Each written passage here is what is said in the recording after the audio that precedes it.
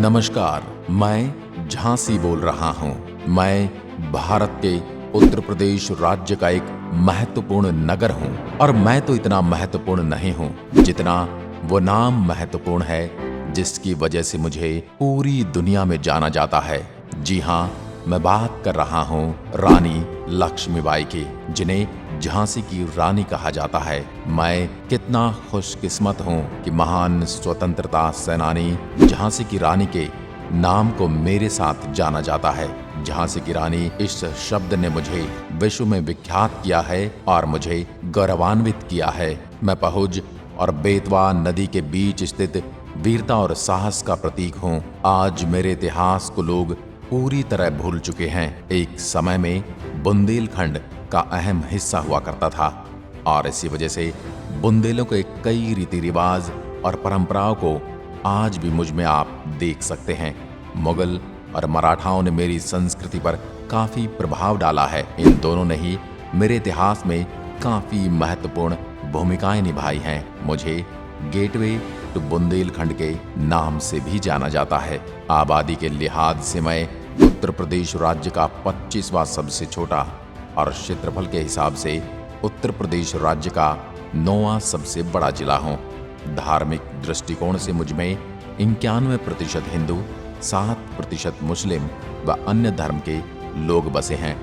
Bundelkhand university, Laxmibai central culture university, Swami Vivekananda degree college, science और engineering college, Arya Kanya college मेरे कुछ खास केंद्र हैं। मेरे ज्यादातर लोग पढ़े लिखे वर्ग के हैं। मेरा मुख्य व्यवसाय कृषि और मैं काफी हद तक खेती अर्थव्यवस्था पर निर्भर हूँ। बेतवा नदी के हिस्से में बसने की वजह से मेरी जमीन काफी उपजाऊ है। धान, गेहूं, चना, मटर, मूंगफली, तिल, सरसों में सब्जियां मेरी प्रमुख फसलें हैं। मेरा पुराना नाम बलवंत नगर था, लेकिन बाद में मेरा नाम बदल दिया गया और मुझे झांसी नाम से जाना गया। अनेक वर्षों तक मुझ पर चंदेल राजाओं ने राज किया। 1766 से 1769 तक विश्वासराव लक्ष्मण मेरे सूबेदार रहे। उनके बाद रघुनाथ राव राघव मेरे सूबेदार बने। राघव सूबेदार के शासनकाल में सबसे ज्यादा मेरा विकास हुआ। कुछ समय बाद ब्रिटिश सरकार ने गंगाधर राव को मेरा राजा बनाया। 1842 में राजा गंगाधर राव ने मणिकर्णिका से विवाह कर लिया और मणिकर्णिका को मेरी रानी बना दिया। मणिकर्णिका ही मनु नाम से जानी जाती थी। यह रानी ही बाद में रानी लक्ष्मीबाई नाम से पहचानी गई, जिसने मुझे एक नई पहचान दिलाई, जिसने मेरे अंदर स्वाभिमान जगाया। 1851 में राजा के बेटे का जन्म हुआ। मेरा उत्तराधिकारी आ चुका था। समय बीता और 4 महीने बाद मेरे उत्तराधिकारी की मृत्यु हो गई। राजा और रानी के पुत्र की मृत्यु के बाद राजा बीमार रहने लगे और राजा की मृत्यु हो गई। अब मेरी रानी यानी कि झांसी की रानी अकेली रह गई। मेरा उत्तराधिकारी अब राजा का दत्तक पुत्र आनंद राव बना। जब राजा की मृत्यु हुई तब रानी महज 25 साल के थे। बहुत छोटी उम्र में रानी के सिर पर बहुत सारी जिम्मेदारियां आई। राजा की मृत्यु के बाद ब्रिटिश सरकार की नजरें मुझ पर पड़ी और ब्रिटिश सरकार ने अपने डॉक्ट्रिन ऑफ लैप्स की नीति के तहत मेरे उत्तराधिकारी आनंद राव को स्वीकार नहीं किया। ब्रिटिश सरकार मुझ पर कब्जा करना चाहती थी और कहना था मेरा ध्यान रखने के लिए अब कोई वारिश नहीं बचा था।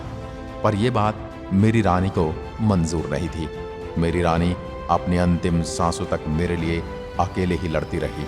अपनी किताबों में कविता पढ़ी होगी, खूब लड़ी मर्दानी वो तो झांसी वाली रानी थी। बुंदेले हर बोलो के मुंह हमने सुनी कहानी थी। 18 जून 1858 को झांसी को बचाते बचाते रानी बाई की भी मृत्यु हो गई। मैंने अपनी रानी को खो दिया। वो मेरे लिए सबसे दुखदाई था। मेरी रानी इतनी बहादुरी से लड़ी कि उनकी नाक पूरी तरह कट चुकी थी और वह जख्मी हो गई थी, लेकिन फिर भी उन्होंने तलवार नहीं छोड़ी और डटकर शत्रुओं का मुकाबला कर एक नया इतिहास रचा और इस राज्य और इस क्षेत्र के लोगों में एक नया स्वाभिमान जगाया। रानी की मृत्यु के बाद 1861 में मुझे ग्वालियर के राजा जियाजी राव सिंधिया के हवाले कर दिया गया और मैं ग्वालियर का हिस्सा बन गया। लेकिन 1886 में ब्रिटिश सरकार ने मुझे ग्वालियर राज्य से वापस ले लिया था। स्वतंत्र भारत में मुझे उत्तर प्रदेश का हिस्सा बनाया गया और वर्तमान समय में डिविजनल कमिश्नर का मुख्यालय मेरे यहीं पर है, जिसमें झांसी, ललितपुर और जालौन आते हैं। ये रहा मेरा अब तक का सफर। अब मैं अच्छे से फल फूल रहा हूँ और बड़ा ही प्रसन्न हूँ। मैं उत्तर प्रदेश के 75 जिलों में से एक प्रमुख जिला भी हूँ। मेरा झांसी का किला न केवल उत्तर प्रदेश का बल्कि भारत का सबसे बेहतरीन किलों में से एक है और मुझे मेरे किले के लिए भी दुनिया भर में जाना जाता है। मेरी पहचान मेरे किले से है। मैं पूरी तरह से किले के चारों ओर बसा हुआ हूँ।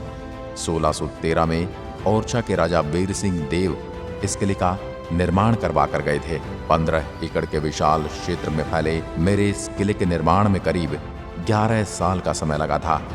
इस किले में 22 बुर्ज हैं, जिनमें से कुछ आज भी मौजूद हैं। ये किला बंगरा पहाड़ी पर मौजूद है। किले में प्रवेश करने के 10 दरवाजे हैं। अगर आप किले में घूमना चाहते हैं तो यहाँ आपको रानी झांसी गार्डन, शिव मंदिर और गुलाम गौस खान, मोतीबाई व खुदा बख्श की मज़ार देखने को मिलने वाली हैं। ये किला प्राचीन वैभव और पराक्रम का जीता जागता उदाहरण है। दोस्तों, जब तक 1857 की क्रांति में वीरगति को प्राप्त होने वाली झांसी की रानी को लोग याद करेंगे, तब तक मेरा नाम भी लोगों की जुबान पर रहेगा।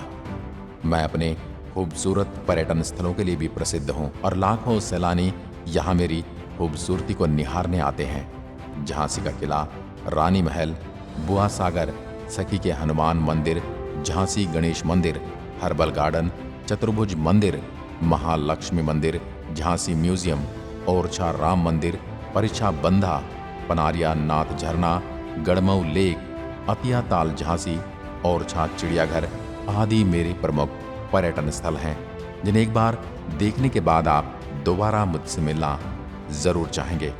यदि आप भी झांसी को करीब से देखना चाहते हैं, उस वीरांगना की कहानी को अपने आप में महसूस करना चाहते हैं, अपने इतिहास के उस धरोहर को छूकर देखना चाहते हैं, तो आपको एक बार तो मुझसे मिलना आना ही होगा।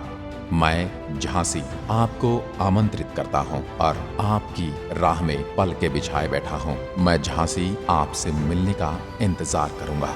धन्यवाद। जय हिंद, जय भारत।